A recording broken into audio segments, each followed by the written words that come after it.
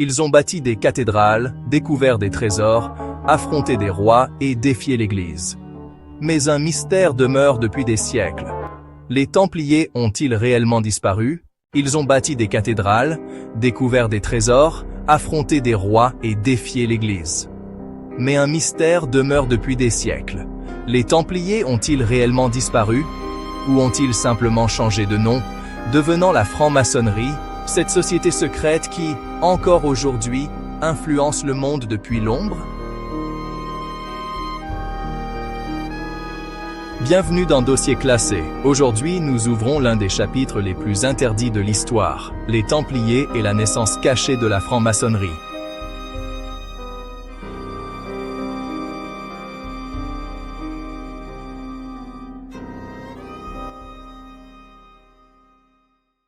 Tout commence en 1119 à Jérusalem. 9 chevaliers fondent un ordre mystérieux. Les pauvres chevaliers du Christ et du Temple de Salomon. Leur mission officielle, protéger les pèlerins. Leur mission secrète, fouiller sous les ruines du Temple de Salomon à la recherche d'un savoir perdu. Pendant 2 siècles, les Templiers deviennent puissants.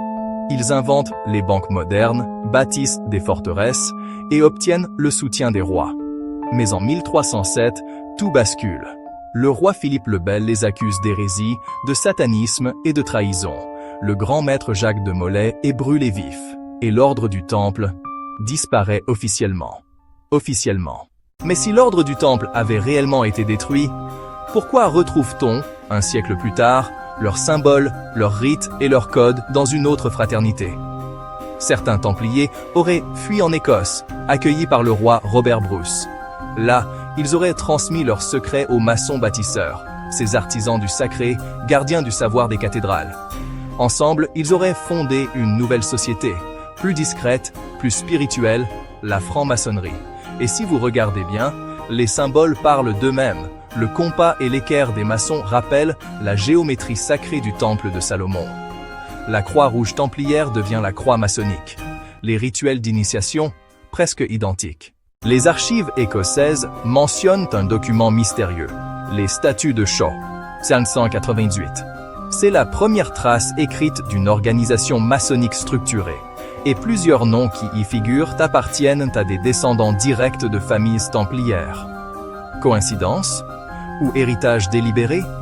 Des chercheurs comme Michael Bygent et Richard Lay affirment que la franc-maçonnerie moderne est la continuité spirituelle des Templiers, adaptée à une époque où il fallait se cacher de l'Église. D'ailleurs, au XVIIIe siècle, les maçons eux-mêmes revendiquaient ce lien. Ils appelaient leur rite le rite écossais ancien et accepté. Et à son sommet, le 33e degré porte le nom « Chevalier du Temple ». Certains indices ne se cachent pas dans les livres, mais dans la pierre. À Rosslyn Chapel, en Écosse, bâtie par la famille Sinclair, descendant présumé des Templiers, on retrouve des symboles maçonniques sculptés 1 siècle avant la création officielle de la franc-maçonnerie. Des colonnes en spirale inspirées de l'arbre de vie kabbalistique, et même des visages du Nouveau Monde sculptés avant sa découverte. Rosslyn serait donc la clé, le lieu où l'ancien monde templier rencontre le Nouveau Monde maçonnique. Une passerelle entre la foi et la connaissance interdite. Les Templiers croyaient au mariage du sacré et du savoir. Les francs-maçons ont hérité de cette idée. Comprendre les lois de l'univers. Bâtir non seulement des cathédrales, mais des consciences. Ce n'est pas une société du mal, mais une société du mystère.